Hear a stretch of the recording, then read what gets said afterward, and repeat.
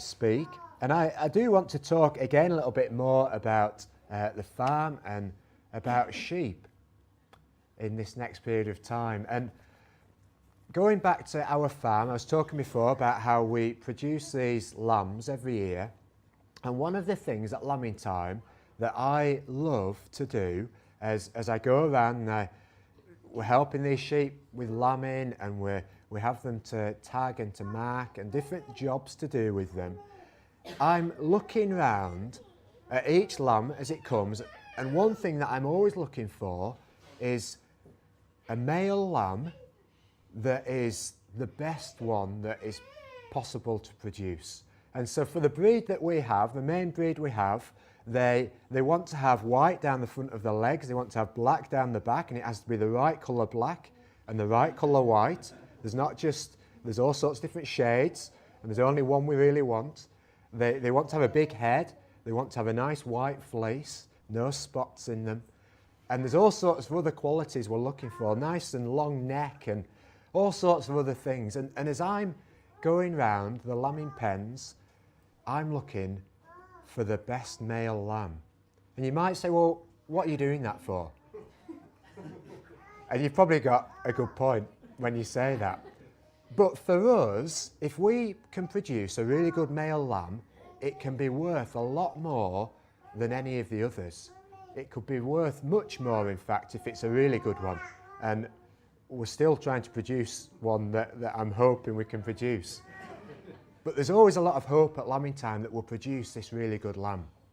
And you may think that's really odd, because different farmers have different ways of producing the lambs. They're looking for different things, but that's something that we're doing up on our farm up in the hills.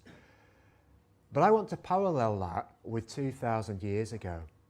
Jesus was born in Bethlehem, and we read in the Bible that some of the first people to come and to visit the little baby Jesus were some shepherds. And these shepherds were up on the hills around Bethlehem, and there's a picture going to come up in a moment of what that would look like. And what they were doing was they were trying to produce male lambs that were perfect. That was part of their job. It was actually an area around Bethlehem where the farmers, these shepherds, were trying to produce male lambs which would be used for something called Passover. And that was part of what they were doing. It's the next one, possibly, I think. Yeah, that's the one. So it was something like that, the hills around Bethlehem. And Jesus was born just in Bethlehem, and these shepherds came down to visit him. And they were looking to produce these male lambs. Now, you may think, well, what's Passover? What were they doing it for? Well, these lambs had to be lambs without any faults. They had to be lambs that were as good as they possibly could breed them. Because when they grew up, they were going to be used to be sacrificed in the temple. And this was their job for these farmers. That was what they were about. And I want to tell you a little bit about what they were producing them for and how it's actually relevant for us today, this morning. So I'm going to read a few verses from Exodus chapter 12, verses 3 down to 7. And just to fill you in a little bit about what was happening here, the Israelite people were in Egypt, and they'd been there for 400 years. And when God brought them in originally, he brought them in as a place for protection for them where they could multiply, because he promised that he was going to protect these people and he was going to make them into a great nation. But he'd also promised that there was some land that he was going to take them to. And so they'd been in Egypt for 400 years and they'd prospered. But by this point, when we start to read about them here in Exodus, they'd become slaves to the Egyptians. The Egyptians had become scared of them because they'd become so vast in number, and they'd made life very, very hard for these Israelites. And we read in Exodus that God raised up a man called Moses, who actually wasn't someone who thought he was capable of leading the Israelite people, but God was going to equip him and help him to do this. And Moses had to go back into Egypt and to talk to Pharaoh, who was like the king at that time, and to ask Pharaoh to release his people. Pharaoh didn't like that because these Israelites were great workers, and they were building pyramids and all sorts of things for them at the time, and cities and things. And so there was a series of different plagues that God brought upon the Egyptians. And eventually we come to this last one, the 10th plague. And after this, Pharaoh released the Israelites, and they were able to go and to start to go towards the land that God had prepared for them. But this is where Passover comes in. This was the last plague. And it says in verse 3 of chapter 12, "Speak to all the congregation of Israel, saying, On the 10th of this month every man shall take for himself a lamb according to the house of his father, a lamb for a household. And if the household is too small for the lamb, let him and his neighbour next to his house take it according to the number of the persons.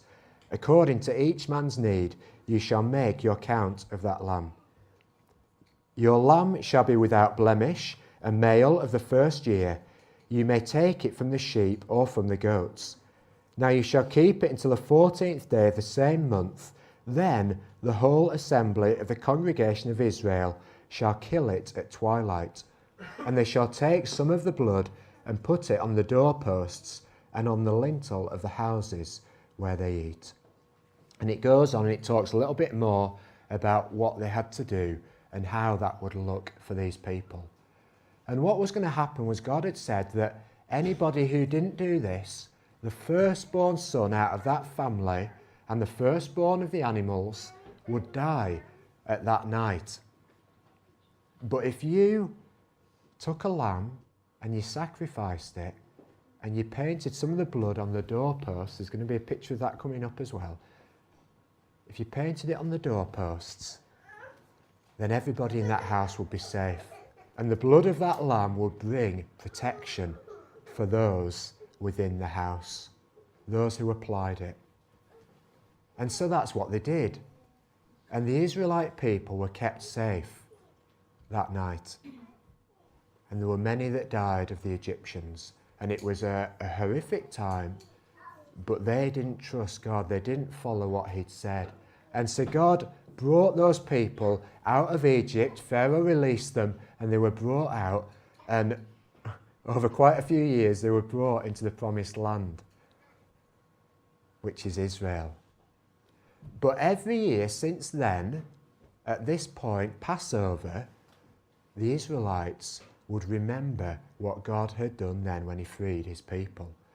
And every year they would go through this process of bringing the lambs into Jerusalem to the temple, and they would have them prepared, and the priests would do the things that they had to do with them, and then they would be sacrificed, and the blood will be taken, it will be put onto the doorposts of the houses.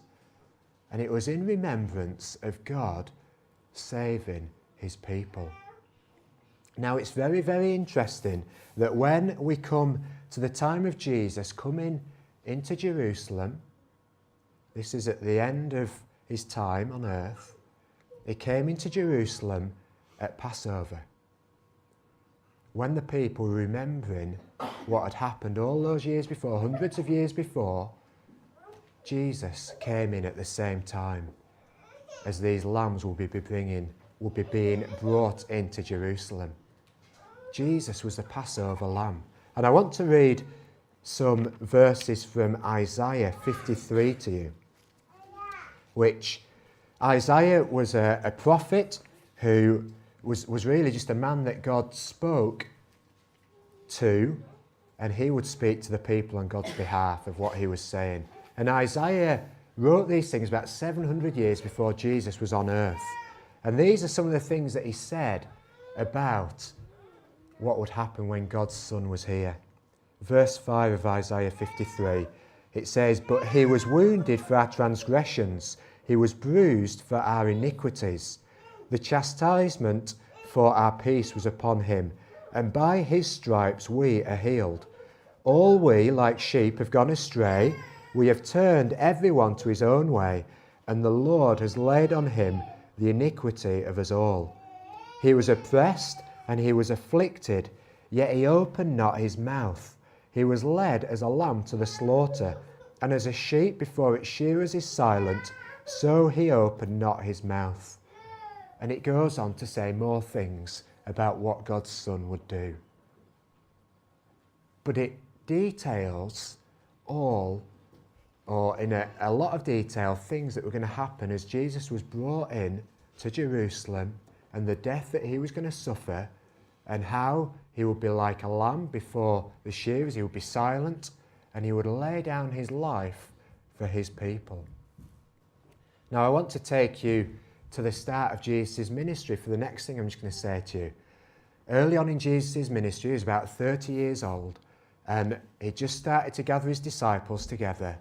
And there was a man around at that time called John the Baptist, who again was a prophet, who God spoke to the people through him. And John the Baptist saw Jesus one day, and he said to his followers, he said, "Behold the Lamb of God who takes away the sin of the world." And that was really, really significant, because John the Baptist recognised, and it was something that God had revealed to him, that this person, Jesus, wasn't just a person, but he was God's Son sent. But he was sent because he was coming like those lambs that were going to pass over to be sacrifices for the people. And as we go back to what happened as Jesus came into Jerusalem, he came knowing what was ahead of him. That's the thing that I find amazing but hard almost to understand. If you go and read through the book of Mark, there's 3 chapters in a row where Jesus says really clearly to his disciples that he was going to be put to death, and 3 days later he would rise from the dead. He knew exactly what was going to happen. And as he went into Jerusalem, he actually went in and the people were rejoicing and cheering him and waving palm branches and things and cheering like he was a king. But he knew that he was coming in to pay the ultimate price. And as those lambs were being driven in at the same time, Jesus was being brought in, and he was being prepared to lay down his life. And it's interesting that the lambs that were sacrificed had to be perfect and spotless and without any broken bones. And we read that Jesus didn't have any bones broken when he was put on the cross. Now, as you read the account, you see that the 2 people who were either side of him had their legs broken, because that was something that the Romans would do if the person who was hanging on the cross wasn't dying quick enough, and they wanted to take the bodies down. But with Jesus, when they came to him, he'd already died. And they plunged a spear into his side, and it says that the water gushed out and the blood gushed out, and it was separate, and that was a sign that he'd died. He was perfect in that he'd never sinned, he'd never done any wrong. He was the only one that could pay the price ultimately for our sin. And I want to read a few verses from Hebrews now. Hebrews is a book that I've been reading quite a lot these last few months, and there's so much in there that I love. But there's a couple of things that I just want to point out to us. And in chapter 10, verse 19, the writer of Hebrews says, "Therefore, brethren, having boldness to enter the holiest by the blood of Jesus, by a new and living way, which he consecrated for us through the veil, that is his flesh." And going back to Hebrews 4, verse 16, he says something similar. He says, "Let us therefore come boldly to the throne of grace, that we may obtain mercy and find grace to help in time of need." Now, if you go back to the Old Testament and what it was like before Jesus' time, the people couldn't come into the presence of God on their own. They couldn't come because they were not good enough. They were not worthy of coming into God's presence. And it actually says, to read some other verses from Hebrews 9, verse 6 and 7, it says, "Now when these things had been thus prepared, the priests always went into the first part of the tabernacle, performing the services. But into the second part, the high priest went alone once a year, not without blood, which he offered for himself and for the people's sins committed in ignorance." You see, in the Old Testament, the way that things were done was that you had to go to the priest, and the priest would act on your behalf to God. And in the temple that they had, there was an area which people weren't allowed into, and it was the holiest of holies. And it says there that the high priest could only go once a year into that place, and he had to go in with blood, and he had to prepare himself and go through a whole ritual before he even went into there, because this was a place that was so special. This was a place where God was. And this was a serious thing. And I've read and heard that actually the high priest would have to put a rope around his leg. And he would go in with this long rope, because if anything happened to him when he was in there, if he died or if he had a heart attack or anything like that, nobody else could go in. Nobody was allowed in. And they would have to pull him out by the rope. It was so serious going into this place. But we read that now, because of Jesus, we can come into God's presence. And the blood that the high priest had to go in with the lambs, it had to be performed year after year after year after year. But Jesus' sacrifice was once and for all. He's done it. He's paid the price for our sin and for the wrong things that we have done. And just to read one or two more verses from Hebrews 9 to you. It says in verse 23, "Therefore it was necessary that the copies of the things in the heavens should be purified with these, but the heavenly things themselves with better sacrifices than these. For Christ has not entered the holy places made with hands, which are copies of the true, but into heaven itself, now to appear in the presence of God for us. Not that he should offer himself often, as the high priest enters the most holy place every year with the blood of another. He then would have had to suffer often since the foundation of the world. But now, once at the end of the ages, he has appeared to put away sin by the sacrifice of himself. And as it is appointed for men to die once, but after this the judgment, so Christ was offered once to bear the sins of many. To those who eagerly wait for him, he will appear a second time, apart from sin, for salvation."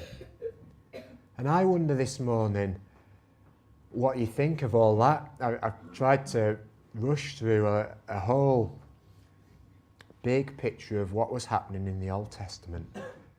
But Jesus died for us. And we were talking before about the lost sheep, and that was part of what he came to pay the price to seek and to save you and me.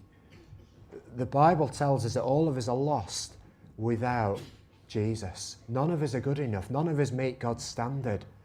I know I don't. I'm more and more aware of that the older I get. I feel like the sinfulness and the selfishness and the pride and everything becomes more evident. And I'm more aware that I fall short of God's standard. But Jesus has made a way that I can come to God directly. And we read at the start of Hebrews that Jesus is sat at the right hand of the Father, interceding on your behalf and interceding on my behalf. He's paid the price of the blood, and he's made a way for us to come to him. The blood is very, very precious. The blood is what was required, and the blood is what was given by Jesus. And when we look at the cross and we think about what happened, we see the seriousness really of sin, don't we? There was no other way that our sin could be dealt with other than Jesus' sacrifice. If he hadn't have done that, we'd have been still going through this old system of bringing the lambs and they had other animals as well, bulls and doves and things like that, and it would be a real mess. Luke would have a huge job on his hands, wouldn't he? And it would be filthy, wouldn't it? And that's what used to have to happen. But sin is serious. But Jesus showed his great love to us. A love that is sacrificial, a love that is willing to lay down his life for you and me.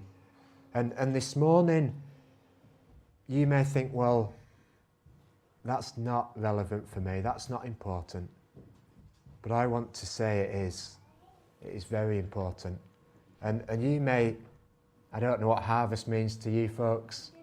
We all have different ideas of what harvest is, don't we? But as you see the lambs wandering around the fields, you see the sheep, some of you guys at Cape may hear the sheep that are wandering around, and you see the lambs at Easter. I want you to remember those lambs that were being produced for sacrifice, which were a picture of Jesus, the Passover lamb, once and for all, his blood shed, that we don't need to pay the price that we deserve. Let me pray, and then we will sing again in closing. Let's pray.